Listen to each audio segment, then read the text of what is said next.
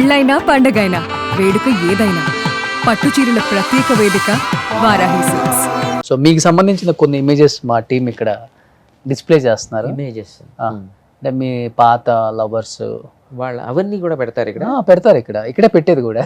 అది మీరన్నీ ఇవన్నీ కలెక్ట్ చేసి పెట్టారు. అది చాలా ఇంపార్టెంట్ ఇప్పుడు, చాలా ఇంపార్టెంట్. ఇటు నుంచి ఇటు జేబులో చేతులు ఎట్టుకుని ఎటు పోవాలి నేను ఇది ఎటు వెళ్తారో నాకే తెలియకుండా జేబులో ఆ ఫోటోలు చూసి, జేబులు కూడా లేవు. ఆ ఫోటోలు చూసి ఒక్కసారిగా లేచిన 2 చేతుల్లో జేబులు పెట్టుకొని అలా వెళ్ళిపోతూ, లేదు కదా జేబులు లేవు ఇప్పుడు, ఎక్కడ పెట్టుకోవాలి నేను? ఎడచాడు పెట్టుకోండి,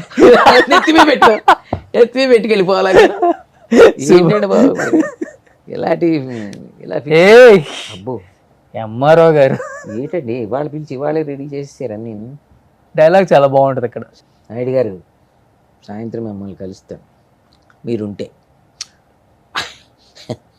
మిమ్మల్ని వస్తాను సాయంత్రం కలుస్తాను ఇంటి దగ్గర మీరుంటే అన్నది ఒక చిన్న కటింగ్ తోటి. ఓకే, అది డైలాగ్ యొక్క పవర్. మహేష్ బాబు గారితో ఒక మంచి ఎక్స్పీరియన్స్ అంటే ఏమని చెప్తారు? ఆఫ్ స్క్రీన్ కావాలి, ఆన్ స్క్రీన్ మేము అంత చూసేసాం. స్క్రీన్ వండర్ఫుల్ ఎక్స్పీరియన్సెస్ అండి. ఆయన జోకులు ఎంజాయ్ చేస్తే చాలు, ఇంక అదే ఎక్స్పీరియన్స్. ఆయన అంత సీరియస్గా ఉంటారేమో అని అనుకుంటారు. ఓకే, ఆయన అంత అయ్యి బాబా 100% అసలు డైరెక్టర్స్ హీరో అంటారు చూసారా, అలాంటి దానికి నిర్వచనం Mahesh Babu. Okay, directors hero అంటారు చూసారా, ఇంకా ఏది అంటే ఏం తూచే తప్పకుండా అంతే. అలాంటి హీరో, పైగా అంత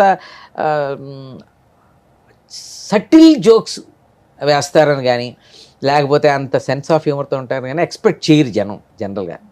ఆయన దగ్గర ఆ ఫ్లేవర్ ఉంది. అప్పటి నుంచి ఇప్పటికి అలానే ఉన్న ఒక్క హీరో అంటే ఒకే ఒక్క అని కాదు కానీ వన్ ఆఫ్ ది.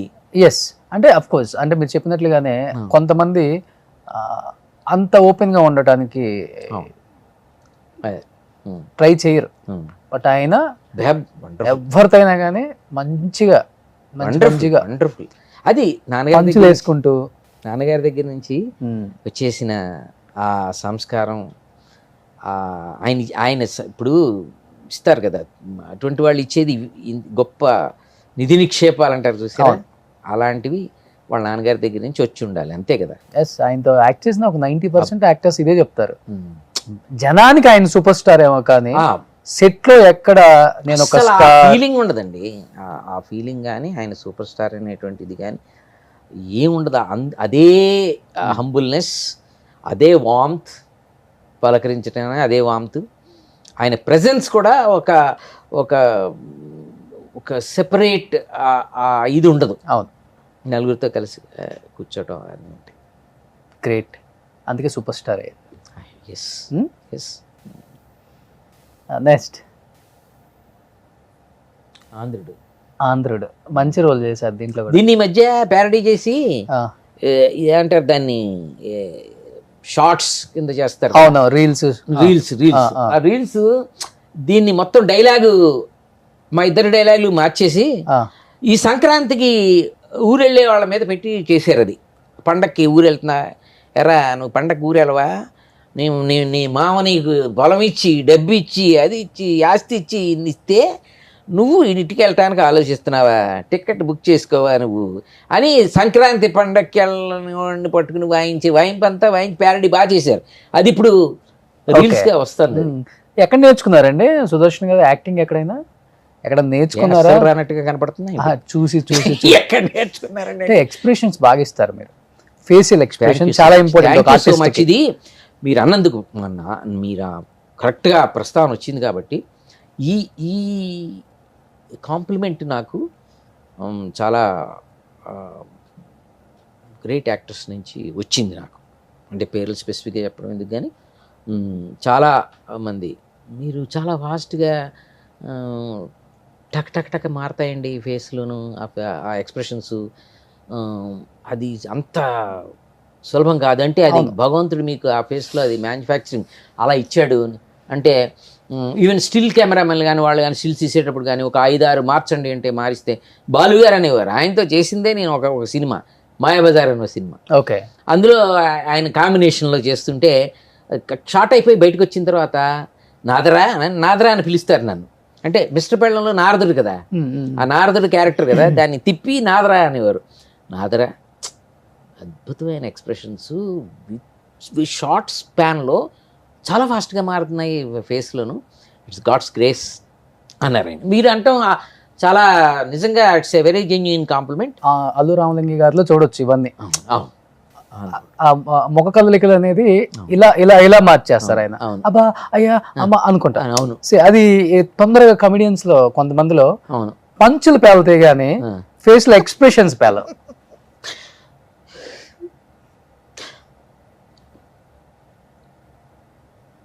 మేము రెమ్యునరేషన్ ఇవ్వండి సార్. ఇవ్వాలి, మీరు దొరికారు అనవసరంగా.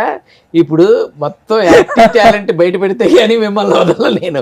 ఎందుకంటే అది నేనేమంటున్నానంటే మనిషిలో ఉండే ఆ ఉత్సాహం లేకపోతే ఇప్పటిదాకా మనం ఈ జర్నీ రాలేం కదా అని చేత.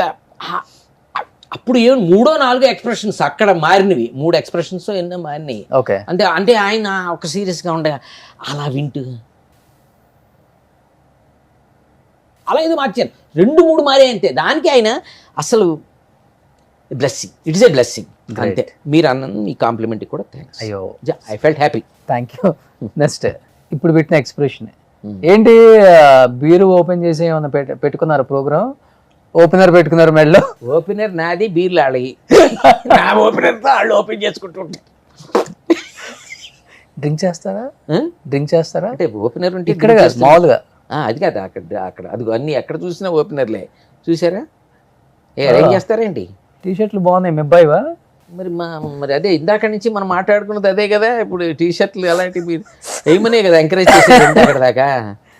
ఇదో సినిమాలోదండి, ఇది త్వరలో రిలీజ్ అవబోతోంది. ఇంకా అవ్వలేదు, మీరు రిలీజ్ చేస్తారు స్టిల్స్ అన్ని. స్టిల్స్ ఇంకా yet to be released. Wonderful role. Guntur Kaaram చేశారా? గుంటూరు కారం అదే ఎక్కడ మిస్ అయ్యారు మీరు? త్రివిక్రమ్ గారు, మహేష్ బాబు గారు ఉంటే మీరు ఉంటారా పక్క? మీరు ఎలా చెప్పారంటే వాళ్ళు ఉంటే మీరు ఉంటారంటే వాళ్ళు లేకుండా సినిమా తీరాలని చెప్పి భలే చెప్పారండి బాబు. లేకపోతే సినిమా లేదు, మీరు లేకపోతే సినిమా కొబ్బరికాయ కొట్టరు అన్నట్టు చెప్పారు.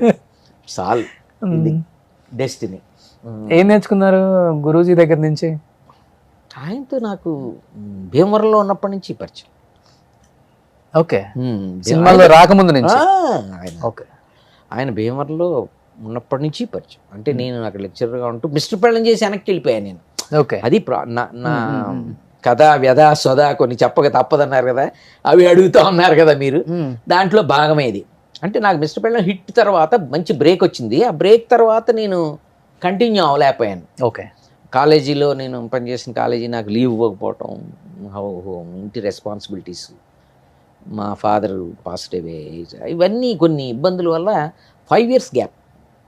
భీమవరం బుల్లోడు మీరు మళ్ళీ బుల్లోడి దగ్గరికి వచ్చారుగా. పండగకి వెళ్తుంటారు అప్పటి నుంచి? ఇంతే, తగ్గేదిలే. పండగకి వెళ్తుంటారు అప్పుడప్పుడు? సంక్రాంతి మరి సంక్రాంతికి వెళ్ళకపోతే ఎట్టండి? అప్పట్లో భీమవరంకి సెలబ్రిటీ అంటే మీరేనేమో. ఎప్పట్లో? అప్పుడు భీమవరం నుంచి అప్పటికే చాలా మంది ఉన్నారండి. ఎంఎస్ నారాయణ గారు అప్పుడే పరిచయం నాకు, భీమవరంలో ఉండగానే. నేను ఇక్కడ రాకముందు నుంచి నాకు పరిచయం. ఓకే, మరి వీళ్ళు చాలా మంది ఉన్నారుగా భీమవరం వెళ్ళి. సునీల్ గారు భీమవరమేగా. లెక్చరర్ గా గ్రహించారా అప్పుడే మీరు? ఏంటది?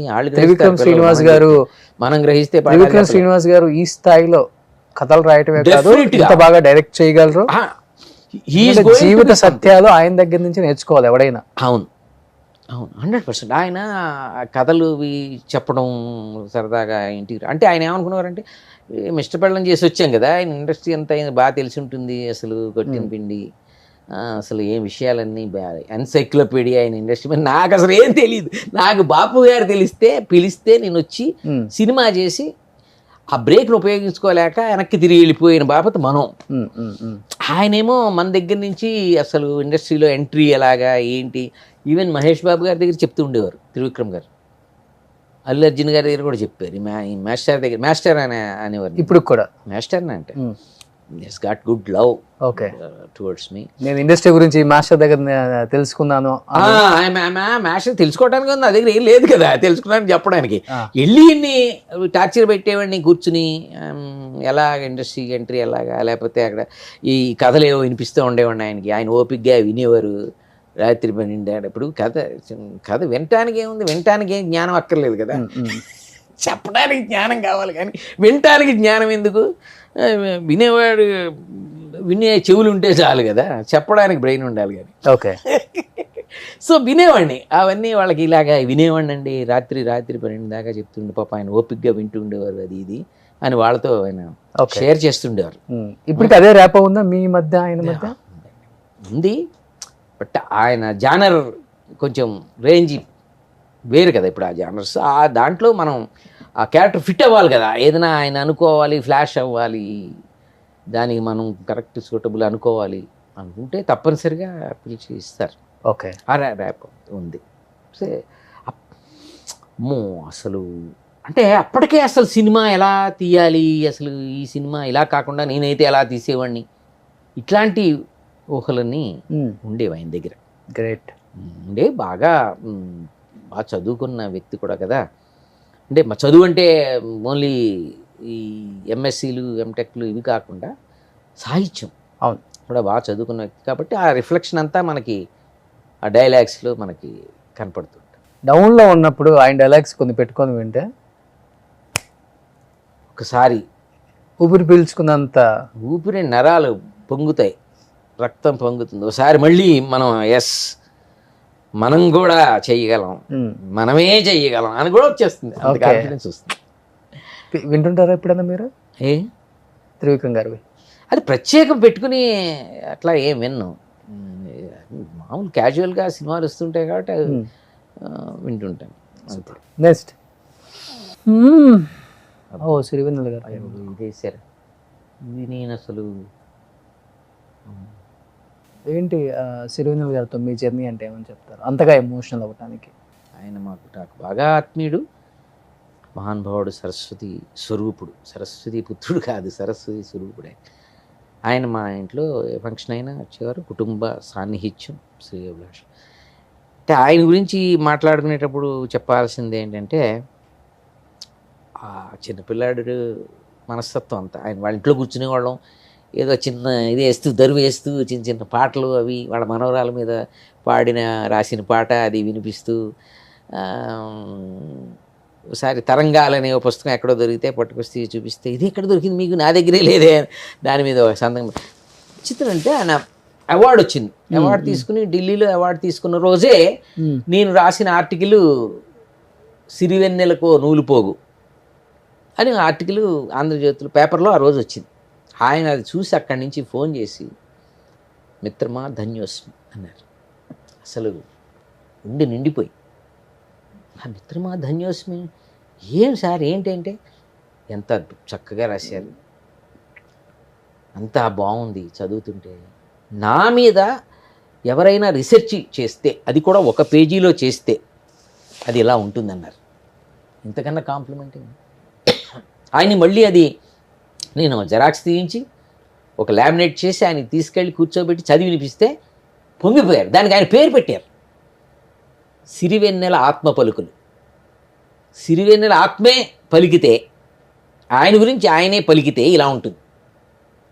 అంటే నా లోపల భావాలని ఒడిసిపట్టి ఆవిష్కరించిన విధానం చాలా అద్భుతంగా ఉందని ఆయన చాలా. వాళ్ళిద్దరు కజిన్స్ కదా సార్? ఎవరు? సిరివెన్నెల గారు, ఆయన త్రివిక్రమ్ గారు. అంటే కాదు, పెనుమామ గారు అవుతారు. బ్రదర్ కూతుర్నే కదా ఆయన చేసుకుంది.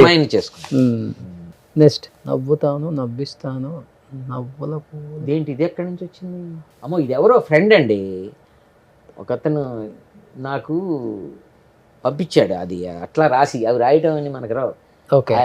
అతను కొంచెం సరదాగా ఏదో రాయటం అలవాటు, రాసేసి నాకు పంపించాడు మొన్న శుభాకాంక్షలకి. ఆ చిరునవ్వు నవ్వుతున్నారు అందుకే నాకు చూసి మీరు ఏమనండి బాబు నవ్విస్తానంటే నేనే నవ్వుకుంటున్నాను.